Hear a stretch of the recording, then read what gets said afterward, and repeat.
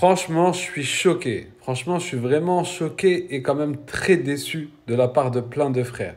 Et je parle des prédicateurs. Je parle de, en tout cas, tous ceux qui ont des gros comptes où constamment ils parlent de base de religion.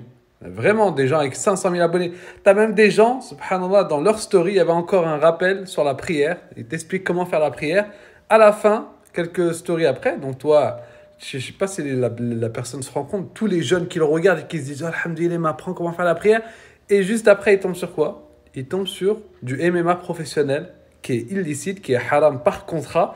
Juste dans le contrat, le fait que ça implique le fait de devoir taper le visage ou que tu vas recevoir des coups dans le visage et que ça implique aussi de dévoiler ta nudité, fait que ce contrat est illicite et haram. Et donc, banaliser comme ça, dévoiler ses péchés, les mettre en story. Premièrement, le Nabi alayhi salam, il dit quoi? Il dit que toute ma communauté peut espérer la miséricorde d'Allah Azza wa Jal, sauf ceux qui dévoilent justement leurs péchés. Et Al-Qurtubi, lorsqu'il commente, il dit que ça fait partie des pires péchés que l'humain peut faire. Tu es tout seul devant ta télé, avec ton ami ou je ne sais quoi. Allah Azza wa Jal t'a couvert, tu regardes quelque chose qui est illicite. Peut-être t'aimes bien, c'est ta passion, t'aimes bien le MMA, t'aimes bien ça. Et toi, au lieu de avoir un peu de pudeur et te dire bah, j'aime, mais quand même, faudrait que je me repens vers Allah. Non, tu mets ça en story alors que tu as des centaines de milliers de personnes qui te suivent parce que de base, tu appelles au bien. Allah Azza wa Jalla dit Ya ayyuhalladhina amanu, ô vous qui avez cru, lima taquluna ma la taf'alun. Pourquoi vous dites ce que vous ne faites pas? C'est une abomination immense auprès d'Allah de dire ce que vous ne faites pas.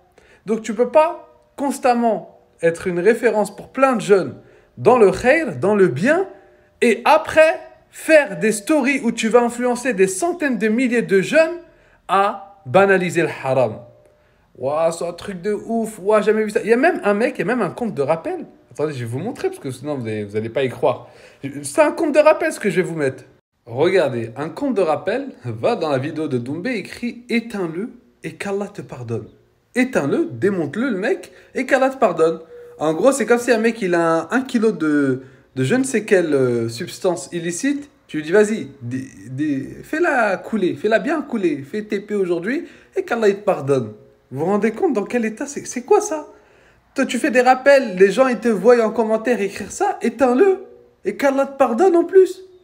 C'est-à-dire, t'incites à faire un péché, tu demandes, et qu'Allah te pardonne du péché auquel je t'appelle à te faire. Wala'iyadhu billah. Bref, qu'on ait des péchés, on en a tous. On est tous des fuqara ilallah, on est tous des indigents vers Allah, on a tous besoin de la rahma d'Allah. Mais quand tu sais que tu as des centaines de milliers de personnes qui te suivent, des milliers de personnes, et que tu as fait un péché, que tu l'exposes, et que tu la dinguerie, et ça rien, tu mets ça, et à la fin tu dis, par contre c'est haram les frères, hein, c'est haram. Mais enlève ta story. Zama, tu crois que tu t'es repenti parce que tu as mis juste après, c'est haram et que tu laisses encore ta story? Non. Parmi les conditions de la tauba, comme il dit Al-Akhdari dans son livre, si tu le portes, c'est que tu enlèves cette chose-là. C'est-à-dire que si là, par exemple, tu veux vraiment te repentir de ta story, tu la supprimes. C'est pas tu laisses et tu dis à la fin, ah, les frères, je vous rappelle, par contre, c'est haram. Ajib.